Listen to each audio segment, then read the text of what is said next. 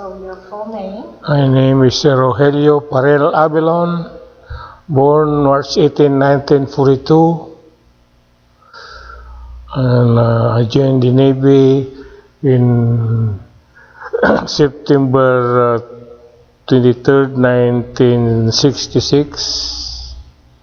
Go to boot camp in San Diego for 6 weeks. That's boot camp and schooling. What was your highest rank attained? Higher rank obtained is Senior Chief A8. And the war or conflict you served in? It's not really a war conflict, but I think they call it Cold War because it's not really they capture our ship because they see that we are in their territorial waters, the Korean waters, and they think we are spying on them. So that's why they capture the whole ship. So you were born in, where were you born? In the Philippines. Okay, and what town or city did you? Oh, that's Bani, Pangasinan. That's in the Philippines. North of Manila. Okay. About 300 miles from Manila. And who were your parents and what did they do for a living? Well, mostly my parents did was farming, and that's all they do. That's all we do before. So. And how many siblings did you have, brothers and sisters? Oh, see, we got 7 altogether. We got 1 brother and 5 sisters. Oh, did any of them serve in the military? No. And what were you doing before you entered the service? Just farming. That's all. And after I graduated from high school, we don't have. I asked my parents if they could send me to school or take some vocational course. So I said, no, we don't have money. So what I did, I went in Manila and looked for a job out there. So did you enlist or were you drafted? no, I enlist in the Navy. The port is still in Subic Bay. And no, that's Subic, Cavite. That's where I put my application in Cavite, and I got I got the call card to take exam in such and such day. So I did, and then after the exam, this is written exam. After that, they scheduled us again for physical exam, and luckily I passed this writing exam and physical exam. So after that, they scheduled us to be in Cavite City, ready for ship. Ready to come here in the States, go in boot camp. Ah, so now where did you do your boot camp in San Diego? In San Diego, yeah. Uh-huh. And then what other training did you do after the boot camp? Was there any other? We have the training in there, and after training, they sent us to school for some kind of management school. This is concerning about food service. Oh. Because the only thing that we can participate before after we join the Navy is food service, no other rating. In every Filipino that joined the Navy before, we are only allowed to join the food service supply department. So how did you adapt to the military life, physical regimen, sleeping in the barracks, the food? Oh, I get used to it. Because hard life in there, you have to adapt for anything that is offered to you, you know. And I don't mind at all. And then, so you were on shore. When did you get assigned to the USS Pueblo? Yeah, after that, I was assigned to USS Pueblo. USS Pueblo is under renovation before here in Bremerton. So after renovation is completed, we went out for sea trial in somewhere in next to Cuba or something like that. Cuban waters. Okay. And so, how long were you out to sea? And do you want to talk about, you know? Yeah, after all the training that we have, when we are set for Japan, and that's our Yokosuka, Japan is our home port. So we stayed there for how many weeks, and then we go up sailing. I don't know where we are at, because at that time I don't know. I don't know. Yeah, on the time, and when we get captured, then I find out that the ship is a spy ship. Oh. Yeah, so. So what was your job on board the ship? Were you just a seaman, or did you have a? I work as a steward. Oh, steward. Yeah, stewards serve the officers, make their room, something like that. So when you got captured, I mean, were you below deck? Were you up on deck? No, this is very confusing. They are firing on. When we get captured, they start firing at the ship. The tow ends, and I don't know what other gun did they fire at us. They start from the bottom, from top. I hear this, the glasses, probably from the pilot house. I hear this, the glasses are coming down, you know. And then they start in the ship, they fire the tow ends gun on the ship. And somebody get hurt. So what we do at that time, we got 3 Filipino guys in the ship, 2 steward and 1 storekeeper. So what the steward do is help the corpsman. We put those injured guys, we put them on safety, help up the corpsman. So one of the guys is too scared and too white. So the corpsman said they came out in there, go to the other room. So they called me up. So I told the guy, get this guy in here, go on the other side. So I'm with the other guy that got injured, and all these thing here, bones is sticking out. Yeah, so the corpsman telling me that give him some morphine. So it's not even 30 minutes. He said, Doc, God damn it. He said, give him anyway. He's gonna die. So give him so that he will be screaming. Oh, that had to be. Yeah, all this gas is no gas. All this thing is sticking out. So he's gonna die. So what do you mean he's gonna die? Look at his eyes.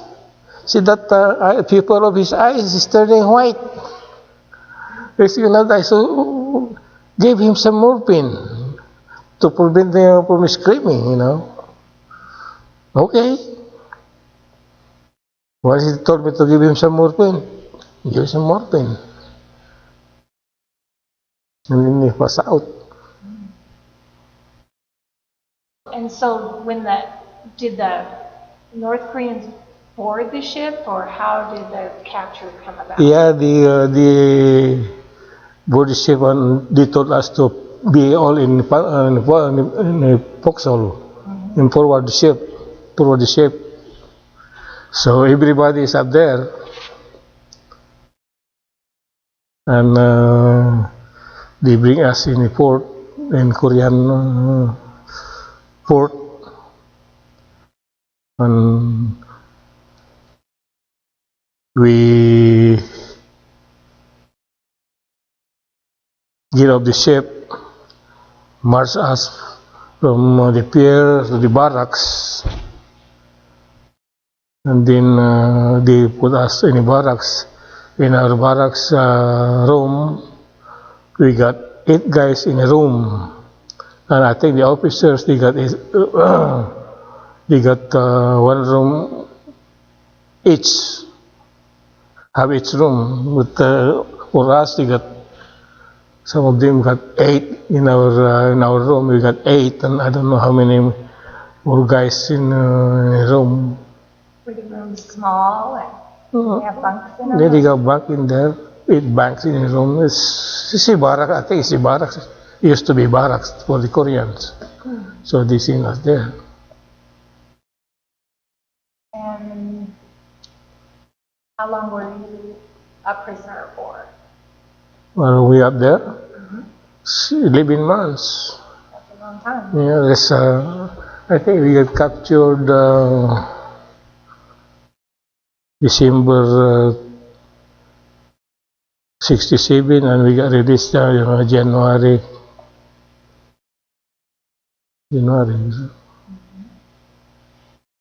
So, what was it like with your shipmates in that captivity? Did you support each other, have conversations? Oh Was there yeah, any time we making do. jokes, or was it hard? I'm sure it was hard. Yeah, we got conversation in there, and whenever we go to the bathroom because somebody is outside the door, some guard is outside the door. So whenever we go to the bathroom, we knock on our door so that they could open up and let us out.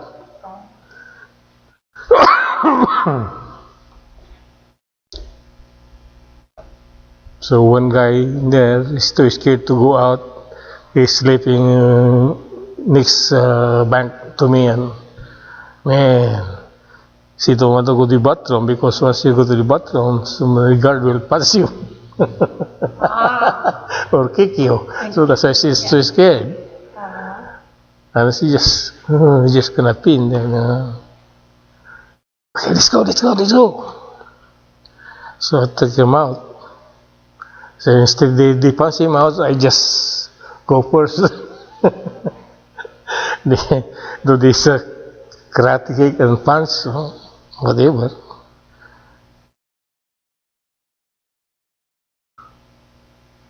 So, I imagine it was really, I guess, how would you describe how you felt when you learned you were going home? Or did you not learn? It's just all of a sudden they marched you across the bridge. They just don't tell us anything what day we're going out, eating out. So one day you go home.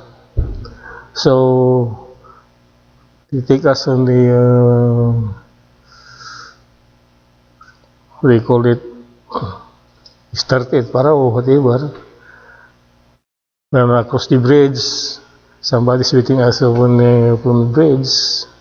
So we just march across the bridge. And one by one, they take us in a bus, then they drop us somewhere in some kind of hospital in South Korea. So after that, not hospital, the cafeteria. So we have some coffee or whatever we eat in there, whatever you can eat, want to eat. And then all you can see in there is all Korean. So,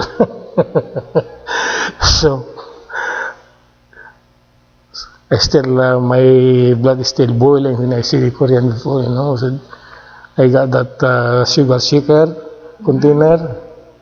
So I was about to pick at the top and hit the Korean. So I guess we got some Marines. So she pick us.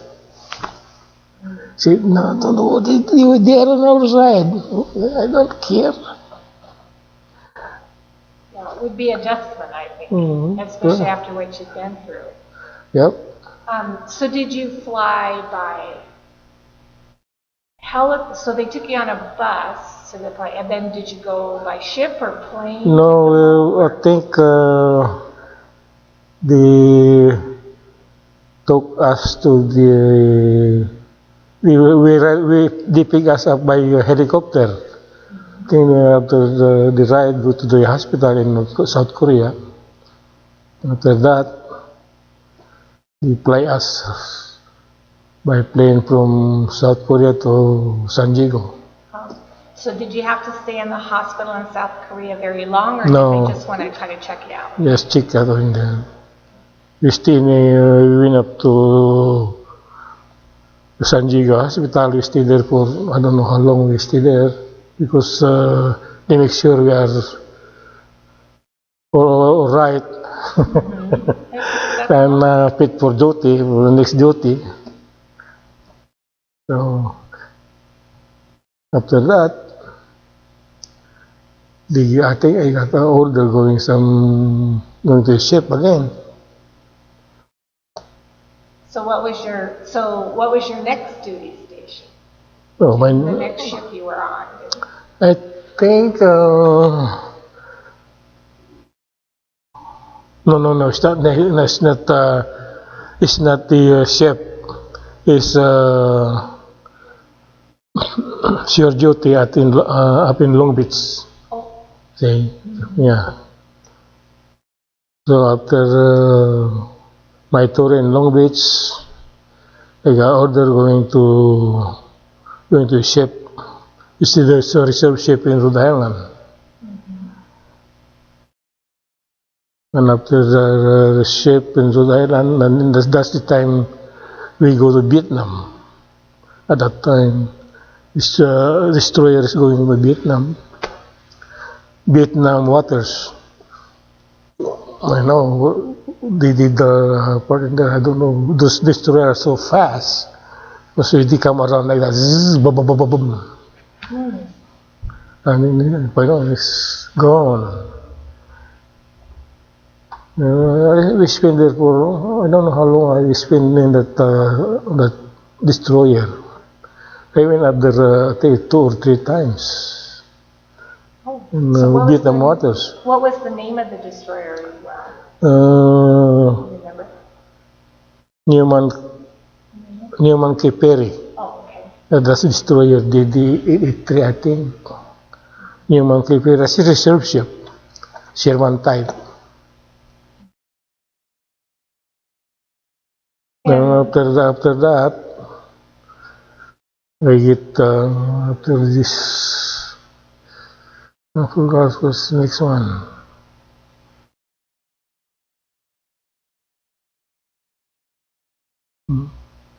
No, I am on the ship again. Because after shore duty, they send me a ship, and then. As far as I can remember, they sent me to another ship, this ammunition ship, that's USS Santa Barbara. Then they deployed again in Vietnam to supply all the ship all the ships with the ammunition. And so where were you when the war ended? When the Vietnam War ended? Do you remember? Vietnam War ended,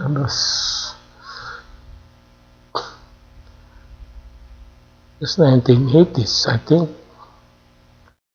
Because I don't remember 72 until 75. Yeah, it was 1975, I think, but it was kind of funny the way it Yeah. ended.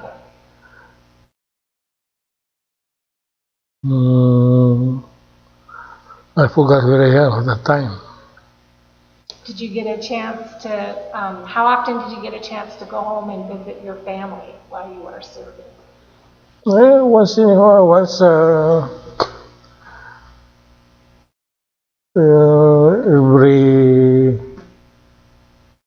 every year or every 2 years or something like that. See what I did.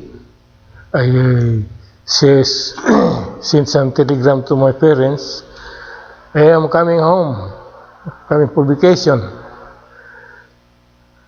So I arrest for the emergency leave, send me some telegram. So I could book some emergency leave. So did your parents know that when you were captured, when your ship was captured, did they know you were captured? Yeah, They did. because when we were captured, I think some of the helicopter from either Cavite or Subic deliver some kind of cookies, coffee to my family or something like that. Because helicopter is going up there in our town. So if they land on the rice field because there's no dry season at time, so they landed on the rice field and give some whatever they could give, whether it's coffee or cookies or whatever. So and then the Navy try to arrange so that my parents can come up here in the States. But I say my parents don't want to come. Because at that time my uncle lived in San Diego and it should be easier for them if they want to come, you know. They don't have to get an apartment or whatever.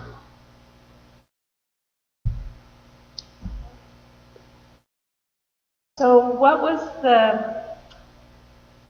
the routine like while you were a POW? Was it mostly just, did they take you, did you exercise, and was there? Go out and have exercise, jumping jacks,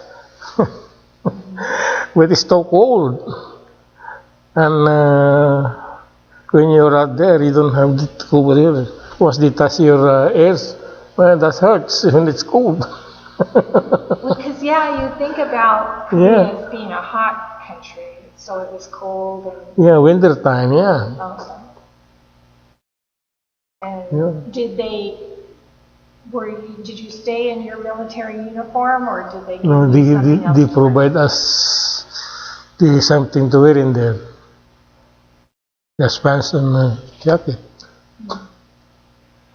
Korean style. Yeah. And do you stay in touch with any of your shipmates that you were prisoned with? Well, when we go out, we get in touch together. You know? Then we talk each other, but we can't talk that long. Because once they always guard every time we are out. So once they see us talking together, they say, hey. So they kept you mostly separated. So after you came back from the war and were stateside again, were you in contact with any of your fellow prisoners, shipmates? Yeah, after that we got some reunion. After I don't know how long ago, about we got reunion. This first reunion we had is in San Diego. That's 2007 or I don't know. And then I guess so far we got about. I look at the reunion that we were having before we got at this 10 reunion, but I only win once in San Diego. The second reunion that we have. No, third reunion. Oh, yeah, second reunion. And so where did you meet your wife? Oh, I met my wife before I joined the Navy. Oh, you did? So Yeah. she's from the Philippines as well? Yeah. And so was she living stateside or in the Philippines while you were? No, in the Philippines. And then after I get back,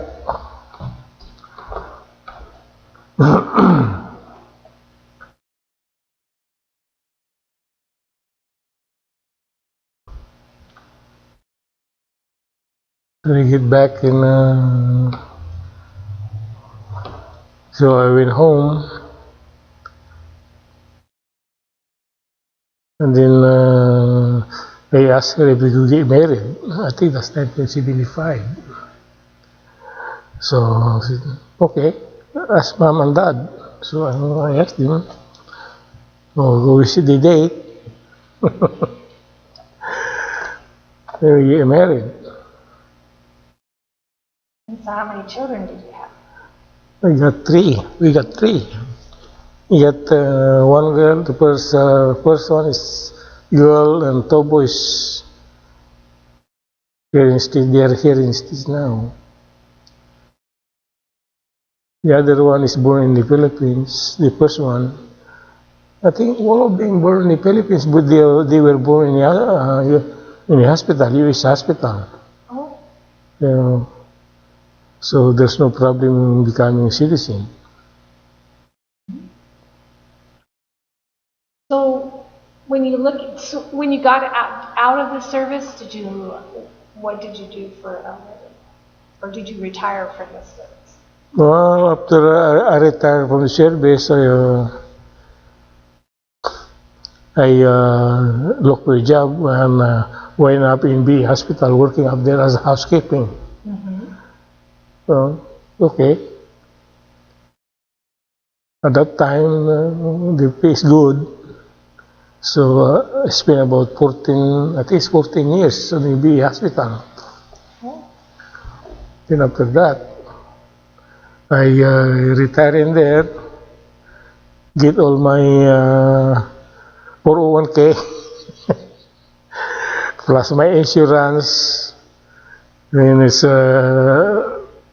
I got my money, all my money, how much worth me at that time. I think every share it cost me, they'll pay me about 17 something.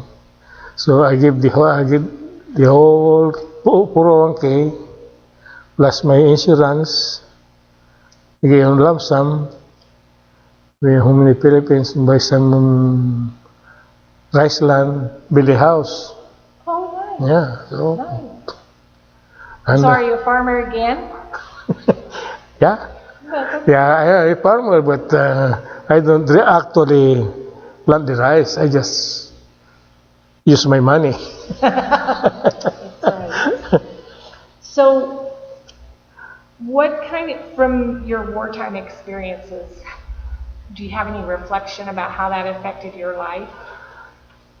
Yeah, sometimes when say my wife said, "You're screaming," I said, "No." Yeah. So she just wake me up, and I don't know how many times a week. And then one time we have this reunion. She come with me, so all the wives, that just sit. They are talking about their experience about us, their husband. Oh, like this and so is okay. So they tell us that my wife tell me that some of my shipmen that is doing the same thing too. You know? So did it with your children?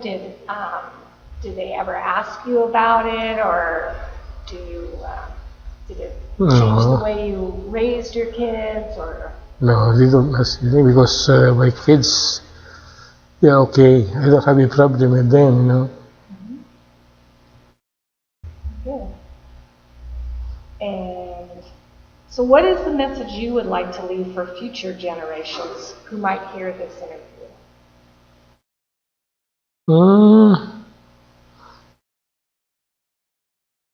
Future generation, only thing I can say is do what their parents do and don't depend on them that much. Just they have to go to school, go to college, and so that they could have some thing to live on. Or just like my kids, they are all graduated from college, and I don't have any problem with them. They have their own house now. So the two boys got their family. So your children are all grown? Yeah, they're all grown up. So you have grandchildren? Huh? Do you have Yeah. How many? Right now, I got four. Four. Two boys and two girls. Oh, no. See, my eldest, youngest boy, she got first son, she got son, and then she got baby girl. And then my oldest boy, she got girl and then baby boy. So we got four of them now. Lucky enough, there's only one grandchildren I got at home, but if they got two, I won't be able to make this interview. Because their parents go work. Mm-hmm. So along with the American Legion, you're a member of the American Legion. Yeah. What other organizations do you belong to? Yeah, I'm in American Legion, BFW. I'm a Shriner and a Mason. So other than that, we have this we call organization. We call it PAMRA. It's a Filipino American Retired Association. So that I don't go that much in the meeting anymore in the PAMRA because they have it once a month on Sundays. But the only thing I have that I am attending right now is the BFW, American Legion, Shriner, and the Mason. So that's all I attend here. Sometimes I can attend in here because before they have this meeting in the Shriner, we have a meeting on Tuesdays. Now they move it to Mondays, so that's why sometimes I can make it here. Oh. Keeps you busy. So I did have one more question about the USS Pueblo, because I know the North Koreans still have it. Yep. And I heard they're trying to, periodically, the United States tries to get it back. So how do you feel about that? Do you care? Oh yeah. So sometimes let's go and get it. But it's not that easy. They said once the ship is at sea, let's try to grab it. It's kind of hard, you know. Yeah. So do you ever miss being out at sea? Not really. It used to be when I just retired. Sometimes I still dream about being in the service. So I said, well, it's like my wife said, "What are you doing?" I said, "I'm gonna go to work. I'm late." What were you talking about? I'm going to ship. You're retired already. So do you, when you were out to sea, did it seem like, did you hear the noises the ship would make, the engines, or do you get used to it? Yeah, we used to it.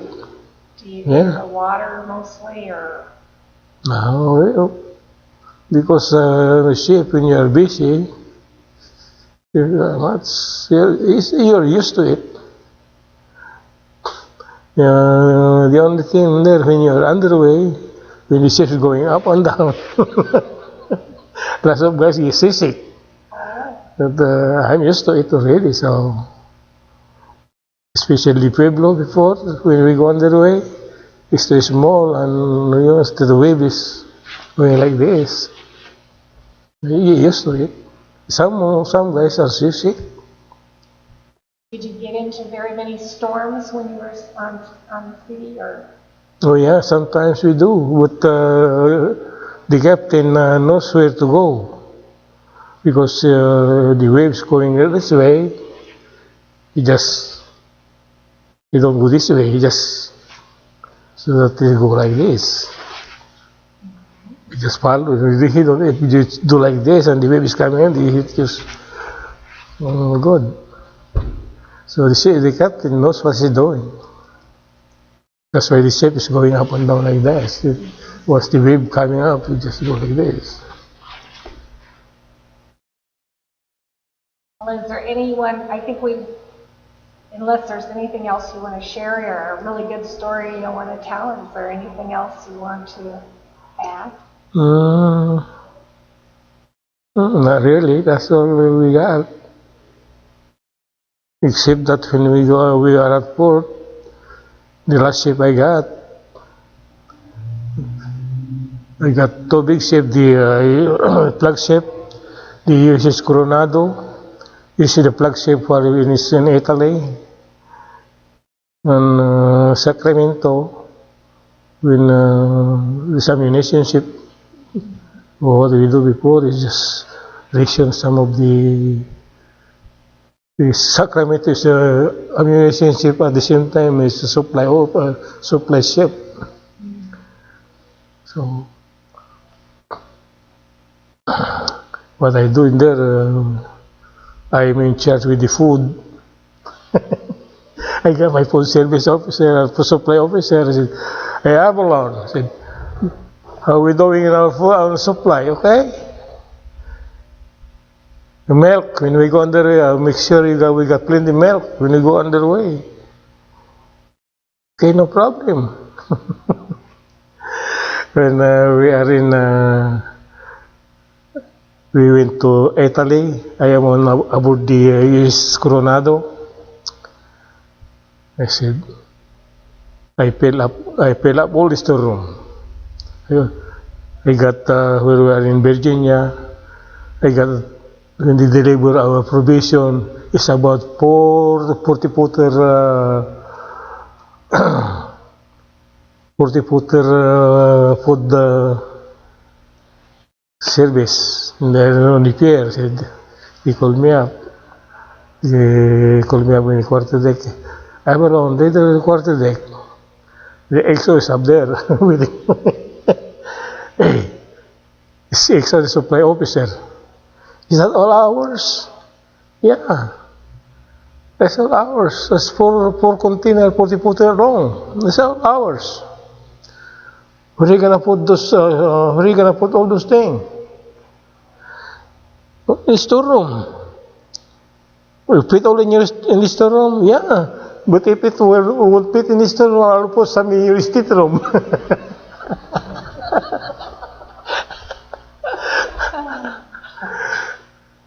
Okay, I will make sure that you have to back me up on this because I need a working party to get all those on board. Okay, you got it. That's what I do every time when we are underway and I notice some of our fresh fruits and milk or something like that is getting low. So I talk to the supply officer, or service officer. I were low in this milk and okay, send some cash rep. Make a cash rep so that I could sign it and then we send it. So we get some milk from Germany before, and at that time they were in Italy, in the pier. So I have to learn how to speak Italian language. Good for you. Lots of hand waving. Yeah, because the store is up there waiting, and only thing you have to get in touch with is the Italian people out there, so they could bring the provision on board the ship. I have to learn how to speak Italian. No,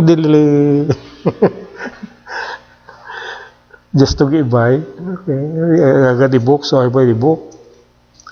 So every time we have to read it, memorize it.